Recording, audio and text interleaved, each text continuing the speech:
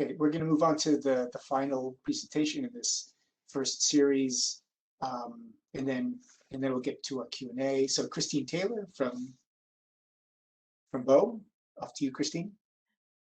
Thanks, Eric. Thanks so much for the opportunity to speak to this task force. Like Eric said, my name is Chris Taylor. I'm a geographer with BOEM in our headquarters office, and I'm going to be going over 2 of our map-based tools that can be used for collaboration and decision-making in an ocean space. Next. Maps are important visuals for communications because they can get everybody on the same page quickly. I mean, we've seen a lot of maps today already. They provide a quick way to visualize multiple on the ground or in the water issues at hand that can help with finding the best locations for a project, such as the physical conditions, distance to a resource, or even the potential conflicts for use, such as non-compatible physical conditions, other uses, species interactions, etc. And they often provide data that is actionable, meaning that you can use it to provide information to someone to go to the next step, such as planning or permitting. And with these tools, they are easily shared in a digital format and can be updated with other existing data to help tell the whole story. Next. You're probably going to start working together to determine where the best area for wind farms might be off of your coasts. So wouldn't it be better if all those involved in these early stages were working from the same authoritative and most up-to-date map data available? BOEM, NOAA, and other federal agencies, states, and regional planning bodies have been working on making the best available geospatial data available for just that purpose for the last decade. Next. There are many geospatial tools available. Some are focused on just protected areas or ship tracking, for instance. Today, I'm going to cover 2 tools that provide primarily national coverage with federally sourced data. There are other tools within the Gulf of Mexico, such as the Gulf of Mexico Data Atlas, the Gulf Coastal Ocean Observing System, as well as a number of topic-specific state portals available to you. The first tool I'm going to cover is MarineCadastre.gov, and I'll show you its basic features. I'll then preview Ocean Reports. This is a newer tool which allows the user to create custom areas and custom reports about the underlying map information for that area. Next. MarineCadastre was established 14 years ago through a partnership between BOEM and NOAA's Office of Coastal Management in order to provide national and large regional geospatial data from federal agencies for marine planning purposes. This is data coming from the authoritative sources and/or agencies of responsibility. It provides the ability to quickly search and view or download over 300 different map layers, and the layers are also provided as map services and as downloadable data for those who want to do their own analysis. Next. The data registry portion of MarineCadastre gives you the ability to search for data, download, choose maps to add to the viewer, and investigate further. I can start with all the data layers that we have at 310 individual map layers right now and whittle that down next to just those in the Gulf of Mexico at 191 layers, and then further pare that down next to just those in the Gulf of Mexico related to traffic. Next. I can then add whichever layers I like to my map shopping cart, sort of like Amazon, to add that to my MarineCadastre map viewer or within a free online viewer from ArcGIS Online. Next. The map viewer provides the same search features as the data registry, but also provides the ability to turn on and off layers, arrange layers on the map, query attributes via the map, draw on the map, and share your work. In this example, we've turned on some of the layers to show where wind energy might be best placed, such as shallower water and those areas with wind speeds consistently over 7 meters per second, shown in green. Next. We can then zoom into our general area of interest and turn on or off other layers available to you. This tool is best used in searching for data or visualizing data to get a general idea of where you might want to dig deeper for your project planning. And now that we have focused on the areas with the highest constant wind speed for the Gulf of Mexico, we might want to turn on other layers to help us determine potential areas or conflict or distance to needs facilities. Next. I've turned on a lot of layers here, so I've reordered them within the table of contents on the right. So the smaller features are on top, and I've changed the transparency on our wind layer so it doesn't overshadow other areas. Here we have oil and gas leases, wells, pipelines, platforms, seismic anomalies, shipping lanes, ports, lighthouses, and coastal energy facilities near the coast. Next. Next, we clicked on the ID tool to get more information about individual items on the map. Next. Users can also print custom maps and share the maps with others via custom URL. If you need to add a layer to your map that does not currently exist within the available MarineCadastre layers, next. The easiest thing to do is simply use the View in ArcGIS.com button, which will open the map in ArcGIS.com with all the same layers you have open here. Next.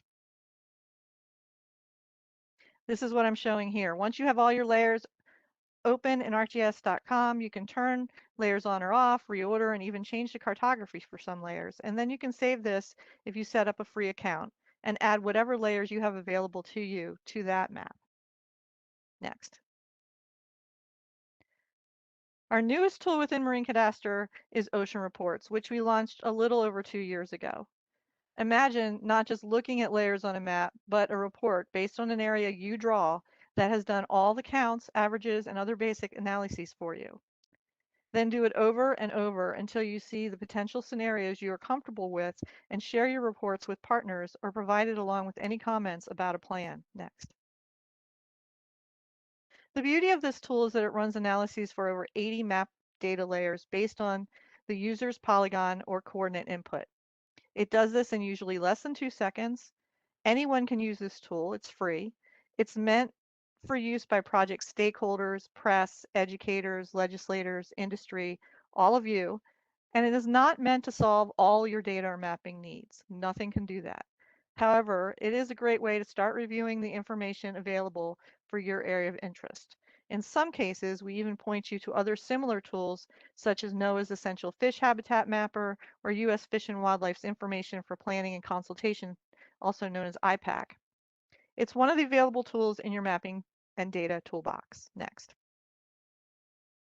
The tool has 6 chapters, which all run analysis at the same time, resulting in 67 separate infographics. And I'm going to go over the different chapters showing you examples of the infographics, but we certainly don't have the time to show you everything. So the best way to know this tool is to really try it out, give it a whirl. Next. So I don't know if you can really see this, but notice that I've drawn a potential wind area southwest of Galveston, sort of a little, almost a triangle in this example. And this polygon is what all the results in the report are going to be based on. Each infographic is run on different geospatial rules depending on what our subject matter experts thought, well, what their thoughts on what those rules should be were. Rules are statements like showing the federal statutes that apply inside the report area, or showing the min, max, and mean of vessel counts by type inside the report area. Showing all ports that overlap the area and the closest 3, or only the closest 3 if none overlap the area. On this screen, we have a screen capture for a portion of the general information chapter showing the federal statutes and the congressional and legislative districts. It's 2 different infographics. The report for the latter, or the rule for the latter, is showing all districts within 24 nautical miles of the report area, or the closest one if none are within 24 nautical miles. These are only 2 of the 7 infographics under general information. And most of the charts and graphs are interactive, so you can hover them, and click on them within the tool. And many have links to a lot more information. Next. Offshore wind and resource potential is one of the 13 infographics in the energy and minerals chapter. This infographic calculates only the portion of the area covered by wind averaging 7 meters per second or better and provides the predicted number of homes that could be powered if the entire area were built out. As with all infographics, by clicking on the I button, next, you get additional information and the map layer legend. Next. Here we're showing 2 of the 13 infographics for the natural resources chapter. On the map on the right, I've turned on protected areas in green, historical lighthouses, hard and soft coral probability, and the green points are artificial reefs. Next. Clicking on the icon with the 3 stacked squares within the infographic allows you to turn on or off the associated map layers on your map on the right. Next.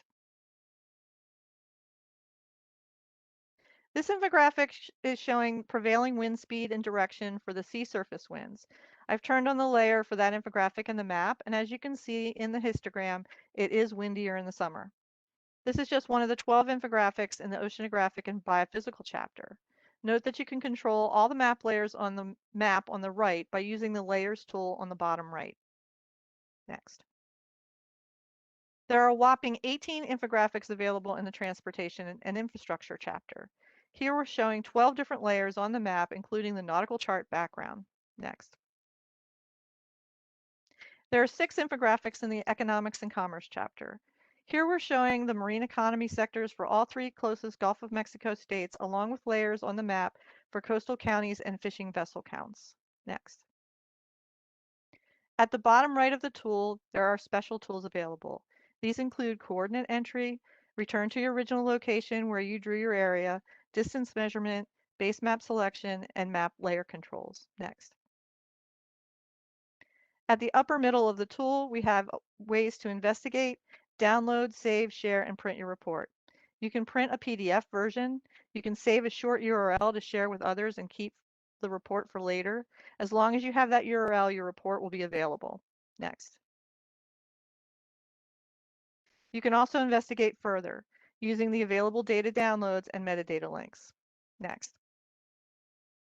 The print report tool gives you a report with all the infographics, and the web links are active within that PDF.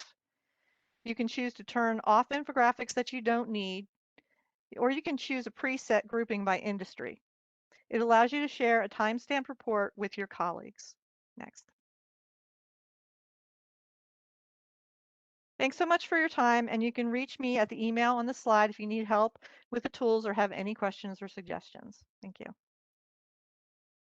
All right, thank you so much, Christine, and thank you again to Walt and John for your presentations here.